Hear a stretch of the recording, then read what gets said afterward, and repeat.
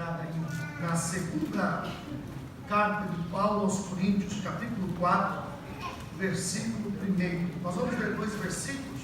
Nós vamos ler o versículo 1 e vamos ler o versículo de número 16. Glória a Deus. Meus irmãos, eu ia ministrar hoje sobre os aspectos da fidelidade. Estamos falando de o aperfeiçoamento dos santos. Mas eu, nesse fuso horário, 4:30 da manhã, despertei, até agora sim. Aí, tirei um período para estar orando, falando com Deus, e Deus trouxe ao meu coração, meus irmãos, esta palavra. Este estudo é um estudo mais prático, aplicativo, não é tão metódico, mas eu tenho certeza, irmãos, que se o Senhor me direcionou aqui é porque Ele quer falar com a igreja, e é necessário que a igreja também receba esta palavra que será compartilhada agora. Amém? Você pode dizer amém a isso? Amém quer dizer assim seja. Então é importante. Quando alguém diz assim, ó, Deus te abençoe, diga sempre amém. Assim seja. Sempre diga amém.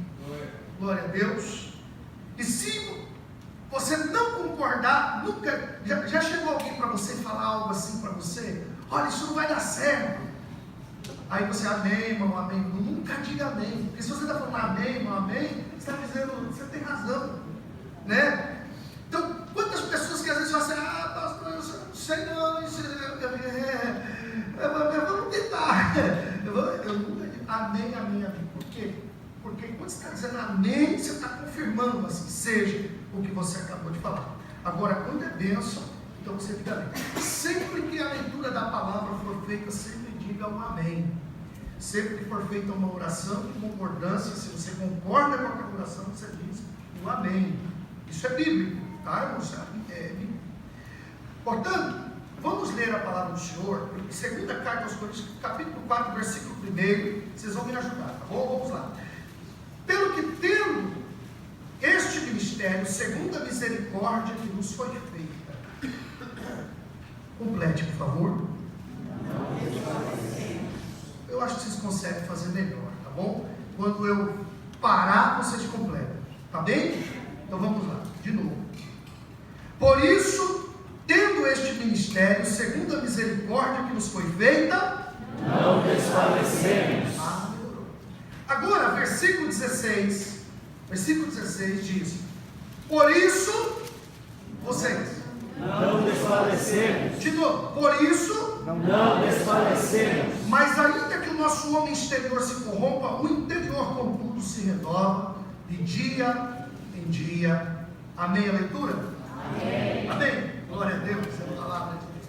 Esta é a palavra de Deus. Que Deus nos ajude, nos capacite, nos abençoe. Nesse momento que queremos transmitir e compartilhar aquilo que o Senhor tem colocado em nossos corações.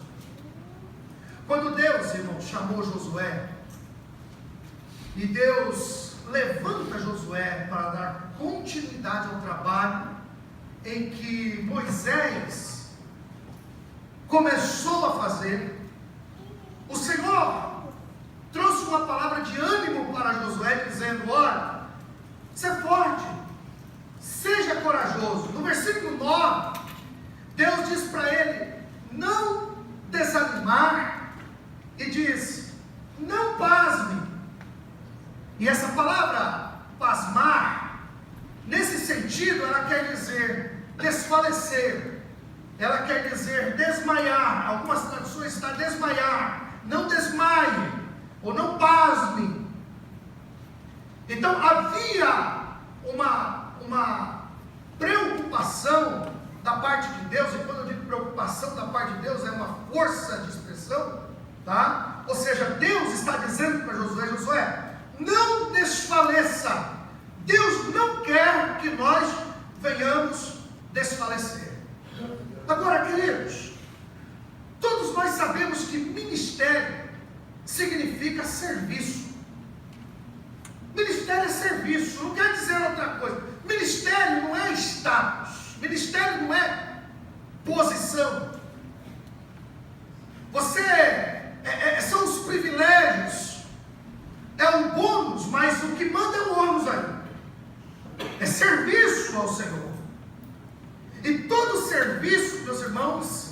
ele causa em nós, de certa forma, o desgaste. Então chega momentos em que nós nos cansamos. E o cansaço físico e o cansaço mental é um cansaço natural de todo ser humano. Especialmente, meus irmãos, entre os pastores, quando nós conversamos, e isso seja aqui no Japão, seja lá no Brasil, nos Estados Unidos, no Canadá ou em qualquer lugar, uma das coisas que é comum a gente ver é o cansaço, o esgotamento que existe na vida de um pastor, na vida da esposa do pastor, às vezes na vida dos filhos do pastor, na vida do obreiro, daquele que trabalha na obra do Senhor. Agora, o cansaço, o esgotamento é normal, mas um doutor chamado Herbert Freudenberg, ele descobriu uma síndrome, ou ele desenvolveu uma teoria que explica o que ele chamou a síndrome do burnout. O que é isso? Ela não é simplesmente um momento de tristeza, de desgaste que o obreiro sente, mas ela é uma experiência devastadora que vai além do cansaço e envolve sentimentos de perda de interesse, de total apatia e de total perda de motivação. E isso, queridos, pode acontecer, esse esgotamento. Agora veja, a palavra aqui que nós destacamos foi a palavra desfalecer. Deus dizendo, não desfaleça, ou Paulo, nesses 2 versículos que nós lemos, mostrando e enfatizando a importância de não desfalecermos. E o que vem a ser desfalecer? É do grego a palavra ekakeo, que está na Bíblia, ekakeo, quer dizer estar mal ou fraco, tá? Isto é, por implicação, falhar no coração, desmaiar ou estar exausto. E eu quero dizer para os irmãos que este sentimento, ele é um sentimento comum. Isso quer dizer o quê? Que o esgotamento ministerial e o esgotamento espiritual, ela é, meus irmãos, algo que pode sim acontecer, mesmo na vida de um obreiro, de um pastor, de um pregador, de um líder, de alguém que está exercendo ministério na obra do Senhor. Meus irmãos, não existe super-homem. Eu acho lindo a harmonia e como que o Espírito Santo tem falado através dos diferentes pregadores, porque aqui quando pregamos aqui na abertura, eu estava falando, meus irmãos, que sobre o aperfeiçoamento é resgatar aquela originalidade do homem, porque quando Deus criou o homem perfeito. Depois veio o pastor Samuel Utimura, que nem me ouviu, e tampouco, ainda que me ouvisse, não teria me entendido, né? Ele vem e diz a mesma coisa, sobre o aperfeiçoamento, é levar o homem de volta para o propósito original do Senhor. Então, meus irmãos, à medida que nós vamos exercendo o ministério, e nós vamos às vezes nos cansando, nós vamos às vezes nos desgastando, essas coisas vão acontecendo nas nossas vidas, meus irmãos, devido ao trabalho, o Senhor, Ele tem uma preocupação, e de novo, força de expressão, Deus, Ele está preocupado em restaurar os seus filhos, em fazer com que, meus irmãos, nós possamos até cansar-nos, mas nunca desfalecer. Ou seja, Deus, quando eu digo, e agora voltei para mim porque eu estava dizendo isso, é que o aperfeiçoamento não quer dizer levar o homem a ser um super-homem. Quando o pastor Samuel Utimura ministrou, ele estava dizendo que a palavra aperfeiçoamento, ela também significa, pelo menos no inglês, a tradução foi equipment, ou seja, para traduzir então do inglês seria o equipar. E quando a gente pensa equipar, é você ir agregando coisas, equipamentos, que vai deixar a pessoa bem equipada. E aí alguém pode pensar, se aperfeiçoar cada vez mais, talvez aumentar o tamanho dos músculos, aumentar a sua força, adquirir algum superpoder, e a gente pensa assim, olha para esses homens e diz, esses homens estão aperfeiçoados, são super-homens, né? São super pastores, então são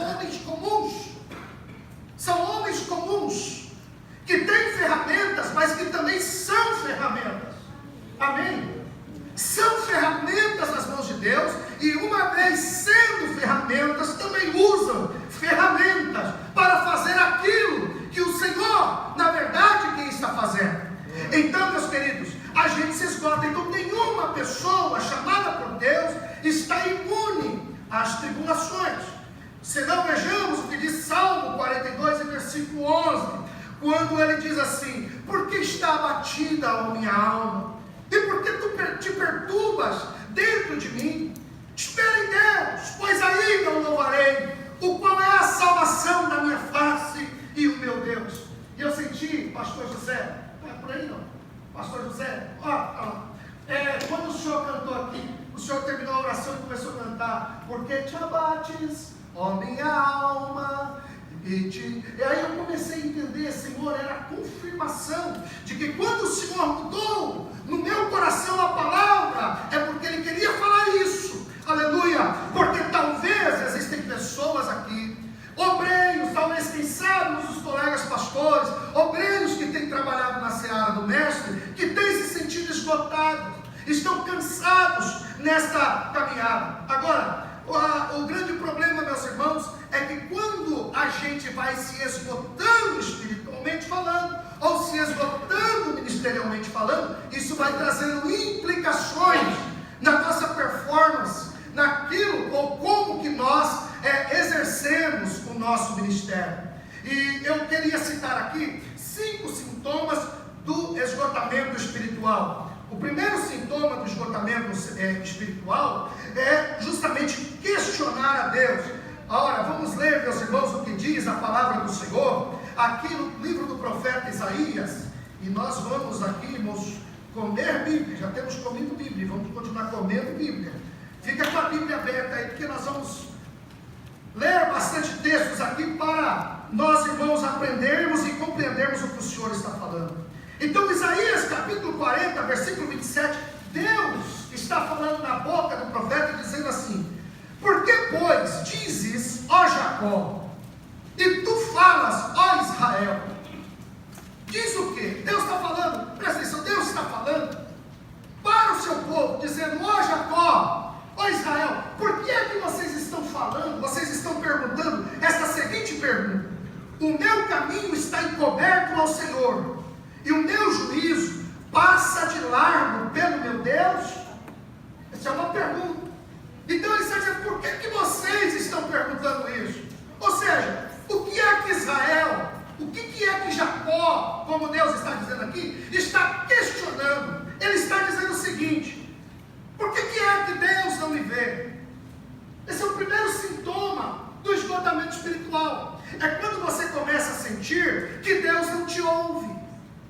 Você começa a sentir que Deus te abandonou. Você começa a sentir que as suas orações não são respondidas. Você começa a sentir que o Senhor já não está mais perto de você, que Ele não faz justiça em seu favor. Esse é o primeiro sintoma. E de repente você está dizendo, pensando, poxa, eu tenho orado tanto e o Senhor não faz nada. Você já teve essa sensação? Eu tenho buscado ao Senhor e eu não vejo as coisas acontecerem. Eu tenho buscado e o Senhor não tem agido. Por que será? Será que eu estou reprovado? Lembra de Jó? Quando Jó estava no pó e na cinza, Jó, ele dizia assim, ele passa por mim e eu não o vejo, e ele torna a passar e eu não o sinto. Jó, mesmo em meio àquela prova, ele sabia que embora ele não sentisse Deus estava passando por ali, e ele dizia assim, mas eu sei que o meu Redentor vive, e em breve ele virá em meu socorro, ainda que eu não estou vendo ele, ainda que eu não estou sentindo ele.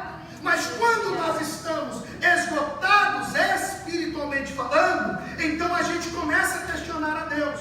Então, se você já está passando por este primeiro sintoma do esgotamento espiritual, e você tem sentido que Deus não te ouve, você tem questionado se Deus está com você, se Ele está agindo na tua vida ou não, eu quero dizer que a resposta de Deus está aqui no versículo 28 ao 31. Ele diz: não sabes, não ouvistes, que o eterno Deus, o Senhor, o Criador dos confins da terra, nem se cansa, nem se fadiga, não há esquadrinhação do seu entendimento, dá vigor ao cansado e multiplica as forças que não têm nenhum vigor. Os jovens se cansarão e se fatigarão, e os jovens certamente cairão, mas os que esperam no Senhor renovarão as suas forças, subirão com asas como águias, correrão e não se cansarão, caminharão e não se fatigarão.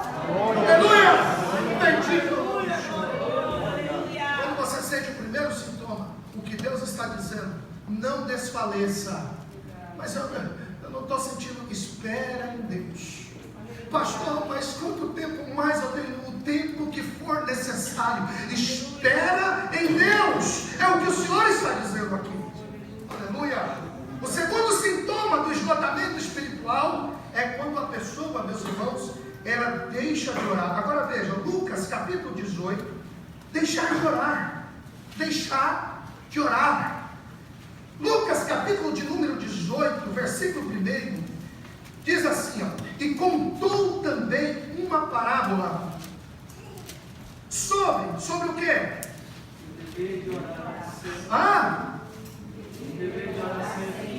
E o que mais? Contou-lhes também uma parábola sobre o dever de orar sempre. Vocês? Nunca desfalecer. Vocês parecem que estão desfalecendo.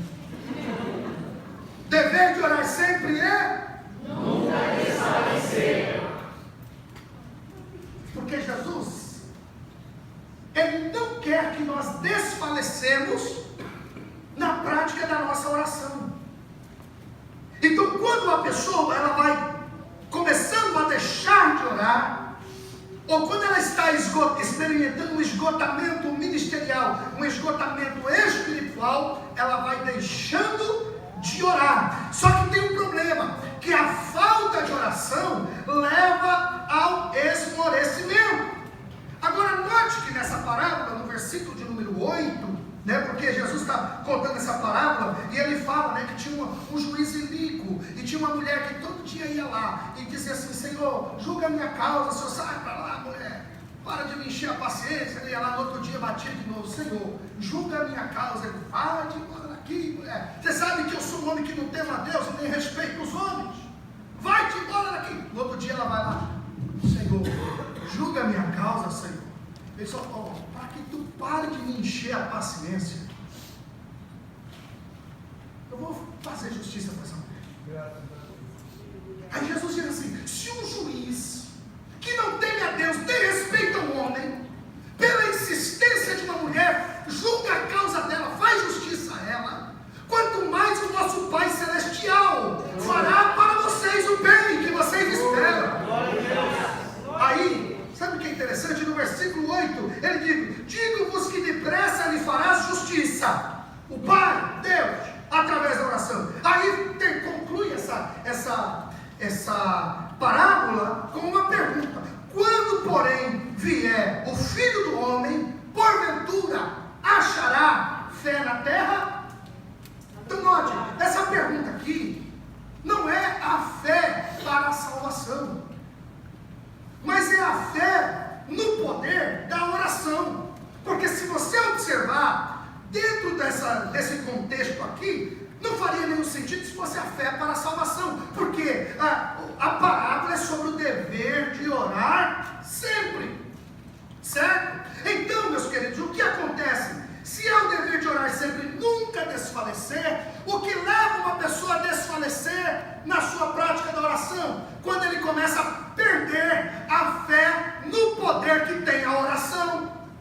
Portanto, se você está está esgotado espiritualmente, você tem dito: olha, eu tenho orado, o Senhor não responde, eu tenho orado, eu tenho clamado, e o Senhor, Ele não responde, Ele não faz o que eu espero, Deus não tem juízo. Quero dizer para você: não desfaleça, continue orando, continue falando, continue insistindo. Eu quero dizer que Ana vinha para o templo todo dia, ela orava, ela se jogava nos pés do Senhor. Alguém dizia assim: essa mulher está bêbada, e ela dizia assim: não, meu Senhor, não estou bêbada nesta hora da manhã, não, eu sou uma mulher amargurada, eu sou uma mulher atribulada, mas eu tenho uma esperança, porque se o socorro não vem dos montes, de onde me virá o socorro? Deus é a minha única esperança. Então, Jesus está dizendo que para nós orarmos sempre e nunca desfalecer. Então, olha, são sintomas do esgotamento espiritual. Primeiro, a pessoa vai questionar Deus. Segundo, deixar de orar. Se você não quer desfalecer, se você já está sentindo esses sintomas, é um sinal de alerta. Eu posso estar esgotado espiritualmente. É hora de acordar, fazer alguma coisa para você não desfalecer, porque vem o esgotamento depois do desfalecimento. Amém? Qual é o terceiro sintoma? O terceiro sintoma do esgotamento espiritual é quando a pessoa deixa de lutar contra o pecado. Hebreus capítulo 12, versículos de número 3 e 4, diz assim: considerai, pois, aquele que suportou tais contradições dos pecadores contra si mesmos, para que não... Vocês chegaram aí, eu ainda estou ouvindo Bíblia, isso é muito bom. Para que não enfraqueçais, e o que mais? Desfalecendo em vossos ânimos. Olha só, nesse versículo aqui, o que está dizendo no versículo 3. Vamos ler a última parte para depois você compreender. Olha, na última parte diz: para que não enfraqueçais, desfalecendo em vossos ânimos. Vocês têm que fazer o quê? O início do versículo: considerai, pois, aquele que suportou tais contradições dos pecadores contra si mesmo. Quem foi esse? Jesus. Jesus é que suportou essas contradições dos pecadores contra si mesmo. Então ele está dizendo: considerar isso para que você não venha enfraquecer e desfalecer o teu coração. Aí o versículo 4 diz: ainda não resististes até o sangue, combatendo contra o pecado. Então quando você... Porque eu vou dizer uma coisa, irmão, mas não tem não tem sapatinho de fogo, canela de fogo, que é mais? Repleto, repifado, não sei do que, o pastor, mestre, não sei o que não tem a fraqueza. O apóstolo Paulo tinha fraqueza. Miserável homem que eu sou, porque o bem que eu quero fazer eu não faço, isso é omissão, pecar por omissão. O bem que eu quero fazer, isso eu não faço, pecar por omissão. Aí ele diz assim: e o mal que eu não quero fazer, isso eu faço, eu peco por comissão. Está por aí? Glória a Deus. Amém. E aí, às vezes você começa a dizer assim: eu estou tão cansado, chega de lutar contra isso, não adianta. Essa é uma fraqueza ali que eu não venço, não. Isso eu trago lá desde a minha adolescência, eu trago lá da minha infância. Isso é uma coisa que está em mim. E aí você começa a querer deixar de lutar contra o pecado e começa a ceder à fraqueza pessoal. E isso, queridos, pode ser espiritualmente fatal. Isso pode te matar. Isso pode levar você ao desfalecimento espiritual. Portanto, quando você começar a sentir que você não está mais lutando contra as suas fraquezas, contra os pecados, aquelas tentações da tua vida, isso pode ser um sintoma do esgotamento espiritual e que você precisa cuidar disso para que você não venha desfalecer. E como é que eu faço isso, pastor? Olhe para Jesus. Olhe para Jesus, considerai aquele que suportou essa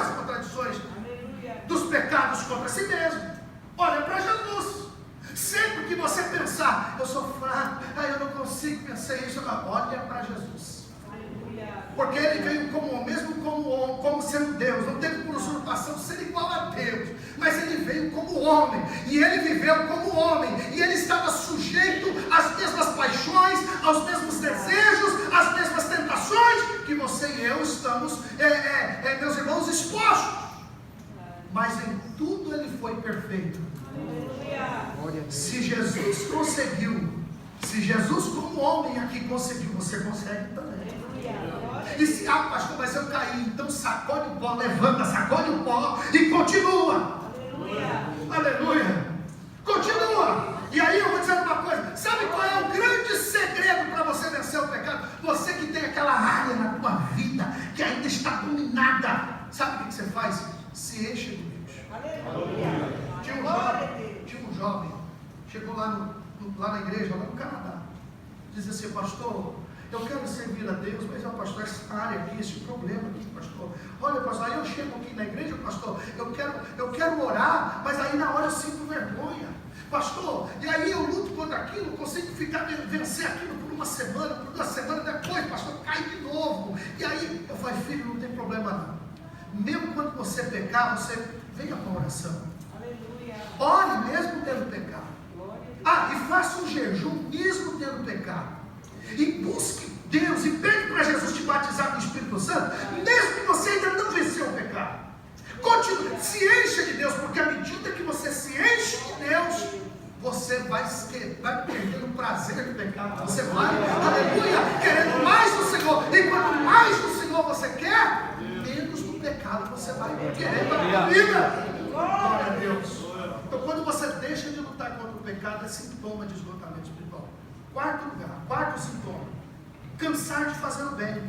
Gálatas capítulo 6 e versículo de número 9 e 10. Ok? Note que todas as referências que eu estou falando, tudo está aqui interligado, porque tudo está falando de desfalecimento. Olha só, Gálatas capítulo 6, versículos 9 e 10, nesse versículo 9: e não nos cansemos de fazer o bem, porque a seu tempo ceifaremos, se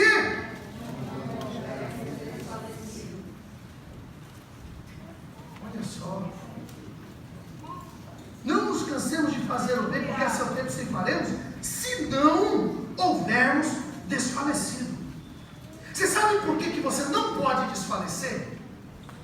Porque se você desfalecer, você não vai colher nem o resultado do tempo que você fez o bem, do bem que você fez lá atrás. Olha aí, está no texto aqui. Não nos cansemos de fazer o bem, porque a seu tempo ceifaremos, mas só ceifaremos se não houvermos desfalecidos. Então deixar de fazer o bem, quando você já fiz bem demais, eu já ajudei demais as pessoas. Ô irmãos, eu falo uma coisa para vocês. O tanto que eu e a Trifena já ajudou pessoas ali naquele Canadá, gente que chegava, gente que vinha, gente que precisava, ele fazia. Quantas vezes a Trifena abria lá a dispensa, pegava comida, pegava o que dividia lá, tudo em casa, fazia tanta coisa, e vamos fazer. E a gente já sofreu tanta decepção, pastor Edelão. Sabe o que é você colocar a pessoa dentro da tua casa, a família inteira, você colocar e dar tudo, fazer de tudo, até que você não pode, depois a pessoa sair e ainda ficar bravo com você, ainda falar mal de você. Aí, irmão, às vezes acontecia no final, a gente sentindo esgotado, não faça isso mais, chega, acabou, não vou fazer mais. Aí eu digo assim para ela: sabe, nega, eu chamo ela de nega, eu falo assim: ó, sabe, nega, o que acontece é que essa pessoa, elas agiram assim porque elas são assim. Agora, sabe por que você fez isso? Porque você não é daquele jeito. É Cristo em você, então a gente nunca vai deixar de fazer. Aí ela pegou e falou assim: eu não vou fazer mais. Aí tinha um pastor, estava lá no Brasil, e aí ele estava completando um aniversário de casamento, e aí ele queria, com suas limitações financeiras, queria ir lá no Canadá e passear. E ele disse: pastor, será que o senhor receberia? Eu falei: Jesus. Aí eu contei a história para ela, ela disse assim: vamos receber, vamos cuidar dele, cuidando dele. Aleluia. Porque nós não podemos cansar de fazer o bem, porque nós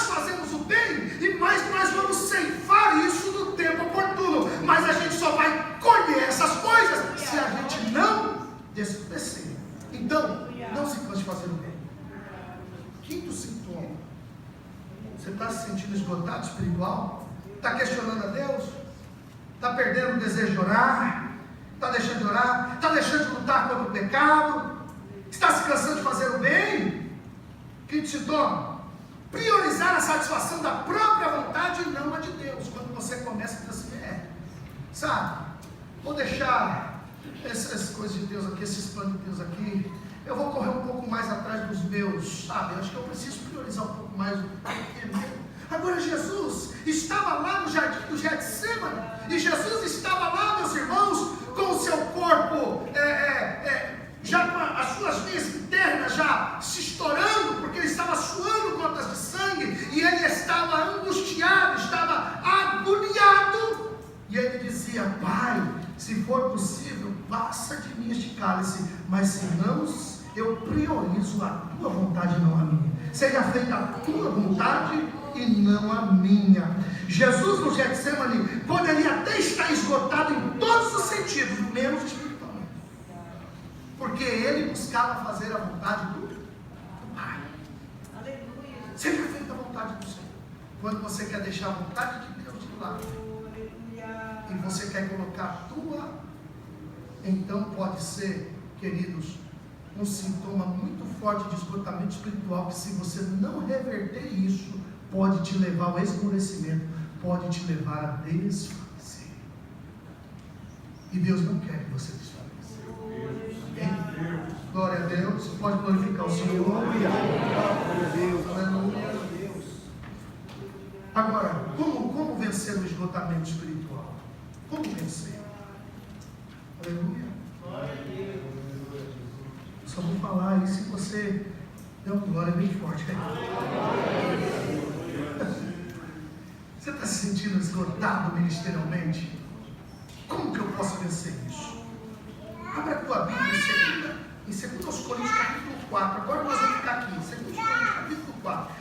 Paulo dedicou este versículo de 2 Coríntios, esse capítulo de 2 Coríntios 4, para te dar receita para vencer o esgotamento espiritual.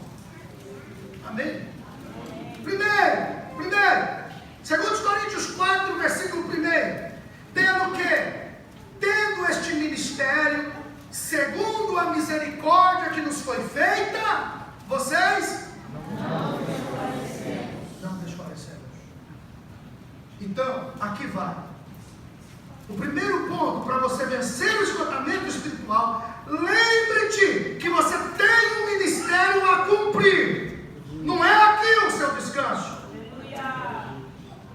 Você tem algo a cumprir.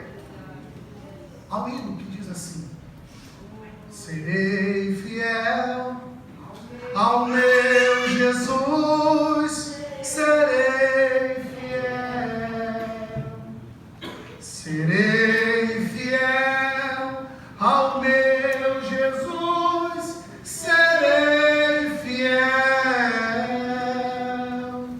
Há uma carreira para cumprir, há uma vitória para alcançar, a cada dia ao meu Jesus.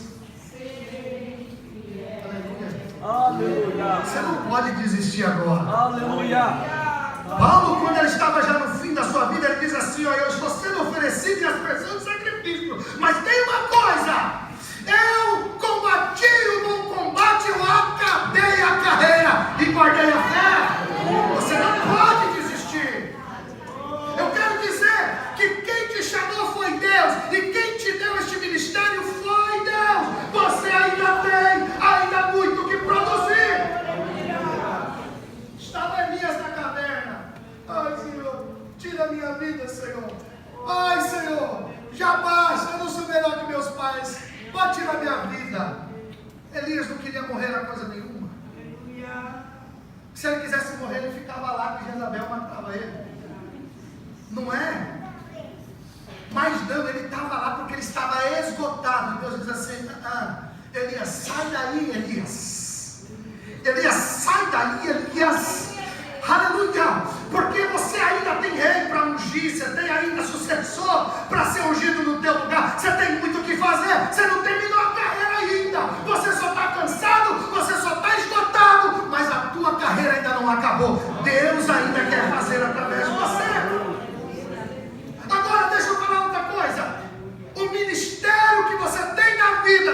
deu porque você é bonito. Porque se fosse isso, eu não estava aqui pregando. Deus, Ele te deu este ministério por misericórdia. Está aqui no versículo 1. Segundo a misericórdia. É que o pastor Haroldo não está aqui, senão ele fala, nem que o pastor Haroldo é o pastor dessa igreja. Seria o pastor dessa igreja. Se fosse tudo beleza. Você está ouvindo aí, pastor? É porque eu brinco com ele. Veja bem, irmãos, foi dado, sabe por quê? Não foi por causa da tua capacidade, não foi por causa do teu dinheiro, não foi por causa da tua aparência, não foi por causa das posições que você galgou. Deus te deu foi por misericórdia. Lembra disso, que o que você tem foi Deus que te deu. Este ministério foi Deus que te deu, e Ele te deu por misericórdia. Então você precisa fazer, porque Ele te deu por misericórdia. Então, quando você compreende que Ele não te deu por causa da tua beleza, nem por causa da tua oratória, nem por causa do teu conhecimento, nem por causa do teu status social, nem por causa do teu nível de conhecimento, se não foi por nada disso, então você vai entender, que não é você que faz, é Deus que faz através de você. Aleluia! E quando você compreender que é Deus que faz através de você, você vai entender o porquê que Deus te deu por misericórdia. Você quer saber por que Deus te deu por misericórdia? Lamentações, capítulo 3, versículo 18 ao 26, eu vou ler rapidamente para nós ganharmos tempo. Olha, então, Lamentações, tem tudo a ver com aqueles que estão cansados, esgotados. Olha, ele diz assim: então disse eu, já pereceu a minha força, como também a minha esperança no Senhor. Lembra-te da minha aflição e do meu pranto, do absinto e do fel. Minha alma certamente disto se lembra e se abate dentro de mim, e disso me recordarei na minha mente, por isso eu esperarei. Aí diz assim: as misericórdias do Senhor são a causa de não sermos consumidos, porque as suas misericórdias não têm fim, novas são cada manhã, grande é a tua fidelidade, a minha porção é o Senhor, diz a minha alma, portanto esperarei nele. Bom é o Senhor para os que esperam por Ele, para a alma que busca. Bom é ter esperança e aguardar em silêncio a salvação do Senhor. Aleluia! Então, se as misericórdias do Senhor se renovam a cada manhã, são novas a cada manhã, significa que a cada dia pela manhã, essa misericórdia, elas são novas. Isso significa que a cada manhã o teu ministério também é renovado. Porque ele foi dado por misericórdia, então Deus renova a chamada da tua vida. Então a cada manhã é um dia de você fazer algo a mais para o Senhor. Pastor, mas o que eu faço com essa canseira? Espere em Deus. É o que ele está dizendo. Segundo lugar, aqui no 2 Coríntios 4, versículo 7, ele está dizendo: temos, porém, este tesouro em vasos de barro, para que a excelência do poder seja de Deus e não de nós. Lembre-se que não é você.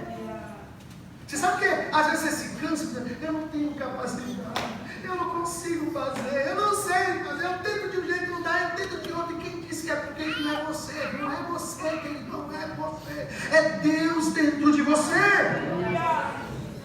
Ele está dizendo que nós temos um tesouro dentro desses vasos de barro. Aleluia. Porque o poder de Deus, irmão, se aperfeiçoa na nossa fraqueza, na nossa vulnerabilidade. E deixa eu falar uma coisa. Você sabe por que às vezes o vaso precisa se quebrar? Porque vocês imaginem pegar aquele vaso de barro.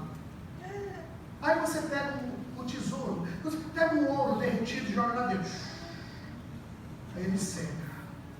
Aí você olha o vaso de barro, mas lá dentro, irmão, tem um ouro tremendo. Mas para que o ouro se manifeste, o barro tem que se quebrar. Não é verdade? Quando Paulo está dizendo isso, que, olha, eu me regozijo até nas minhas fraquezas, porque na minha fraqueza Deus suscita fortaleza. Quando Deus falou para Paulo: Paulo, a minha graça te basta, porque o meu poder se aperfeiçoa na fraqueza, é justamente para nós entendermos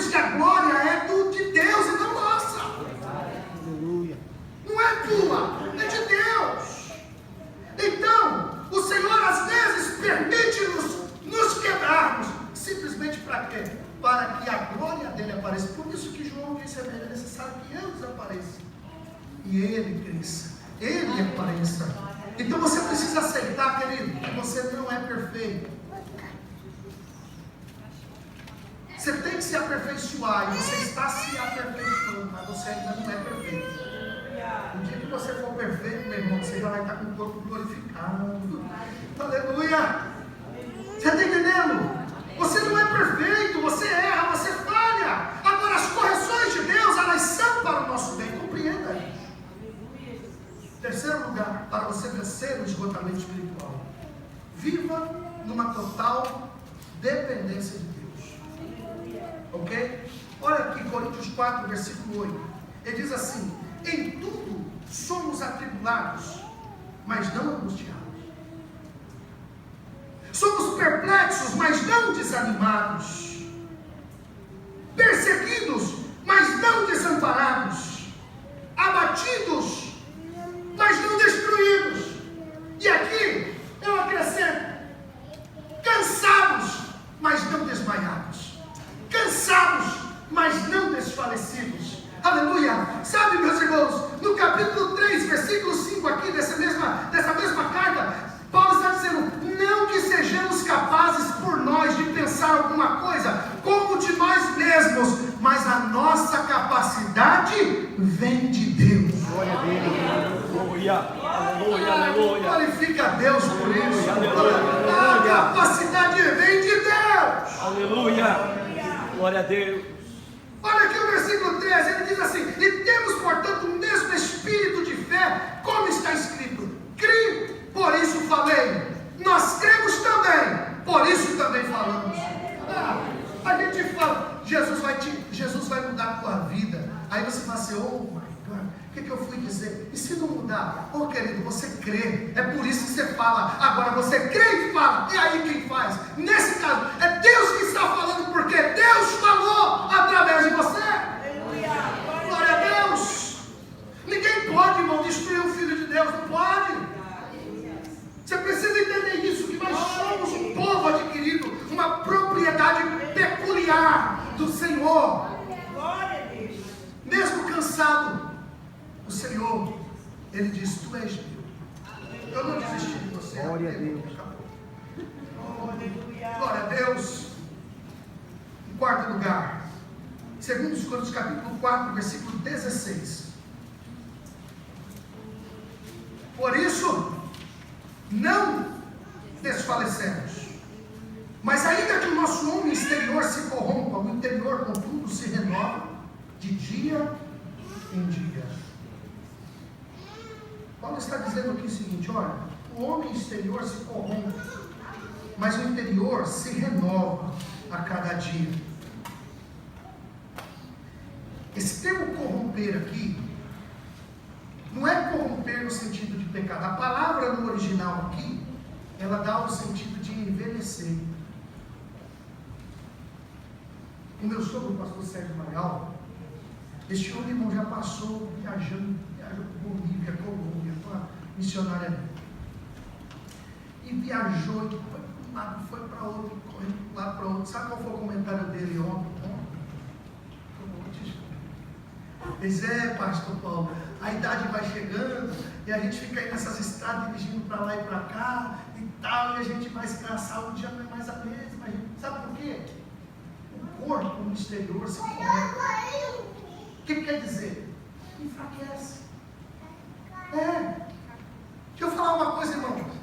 Quando tem um hospital de criança, você vai lá e você fica naquela expectativa: a criança, ela vai melhorar. Tem um jovem, ela vai trabalhar, vai fazer de tudo. É um adulto, vamos fazer de tudo para melhorar. Agora, se você vai num asilo, você sabe que quem está lá, a tendência não é melhorar. Não é? Quem está lá, meus irmãos, lá no paliativo, lá a tendência não é melhorar.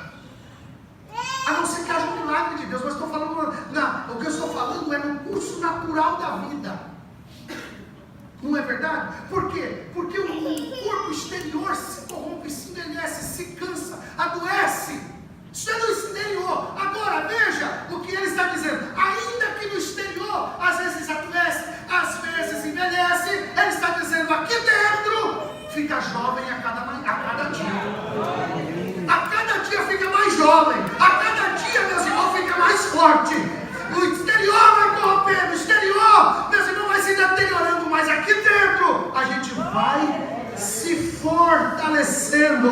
Aleluia. Por isso não te preocupes com a idade, não te preocupes, meus irmãos, se começou a aparecer umas rugas aqui e ali, não te preocupe com isso. O importante é que você cuide do homem interior, aqui dentro. É disso que nós temos que cuidar. Precisamos cuidar, meus irmãos, porque esse rejuvenesce e é esse que vai viver para sempre, por toda a eternidade. Aleluia. Bendito é o nome do Senhor. Em quinto lugar, e já estou concluindo, ainda nesse texto, versículos 17 e 18, Paulo diz assim: porque a nossa leve e momentânea tribulação produz para nós um peso eterno de glória muito excelente, não atentando nós nas coisas que se veem, mas nas que se não veem, porque as que se veem são temporais, e as que se não veem são eternas. Aí nós precisamos entender que nós precisamos ter uma percepção correta das lutas e das tribulações que nós temos na vida cristã. Ok? Precisamos ter essa percepção correta. Na correta percepção, olha só o que Paulo está dizendo, que a nossa tribulação, ela é leve e momentânea. Olha só, se a gente for pensar em tudo que Paulo passou, sofreu apedrejamento, sofreu quarentenas, não é? Sofreu naufrágios, foi picado de cobra venenosa, não é? Tanta coisa que Paulo sofreu. Um homem que vivia, que foi preso e morreu decapitado por causa da sua fé. No entanto, ele dizia que a sua tribulação era leve e momentânea. Por que isso?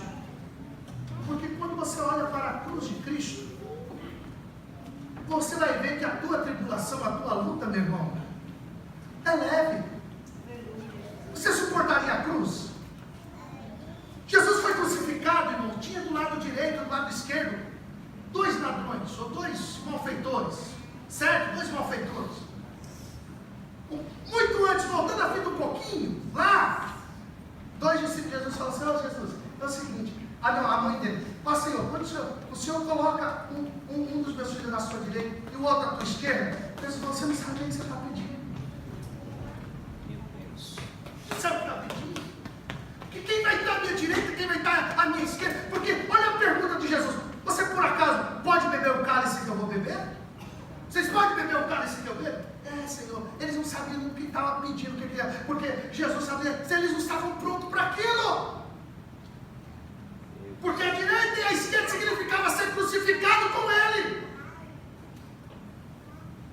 inocentemente. Jesus: não, vocês não têm ainda essa, de modo algum.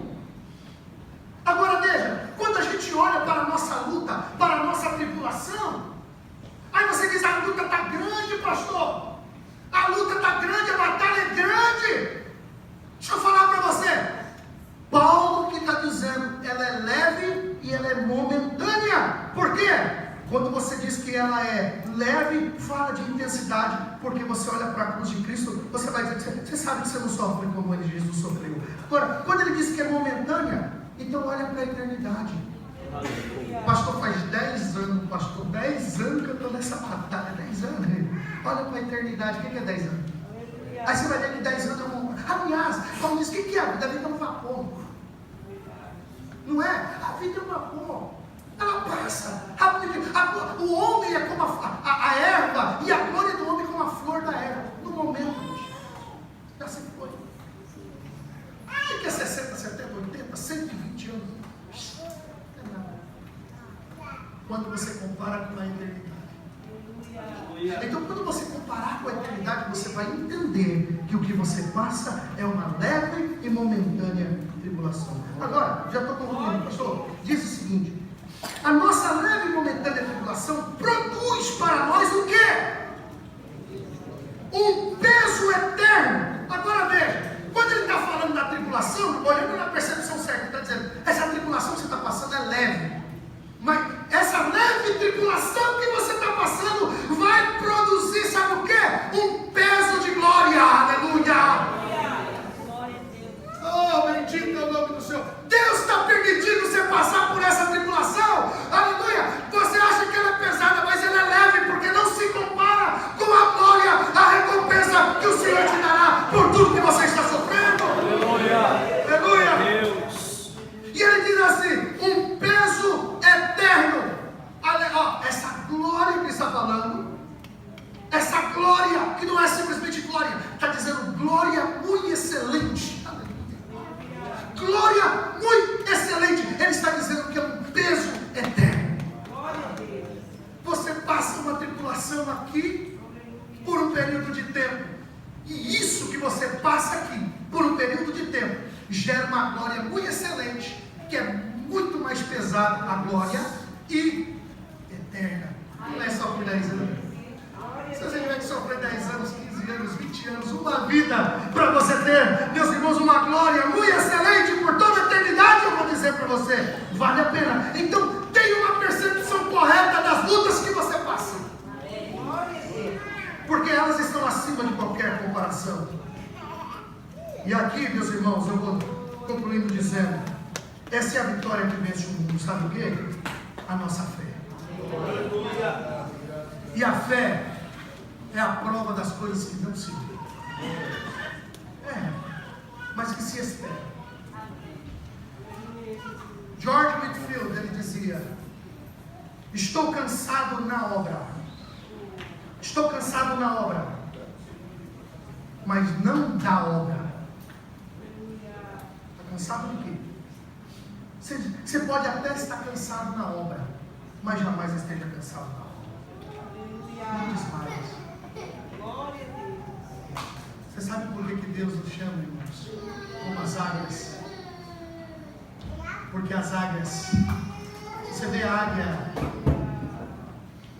se ela estiver no ninho, é só para botar o ovinho dela. Ela vai estar no ninho somente para chocar os seus ovos. A águia, ela não descansa em pedra, em lugar nenhum. A águia, ela descansa enquanto ela está voando. Ela está voando e ela dorme voando. Ela não para de voar para descansar. A águia não para de voar para se reproduzir. A águia nunca deixa de voar. Ela não precisa, eu quero dizer para você, que o nosso descanso não é aqui. Enquanto estiver aqui, continue voando. Porque enquanto você voa, Deus vai renovando as tuas forças.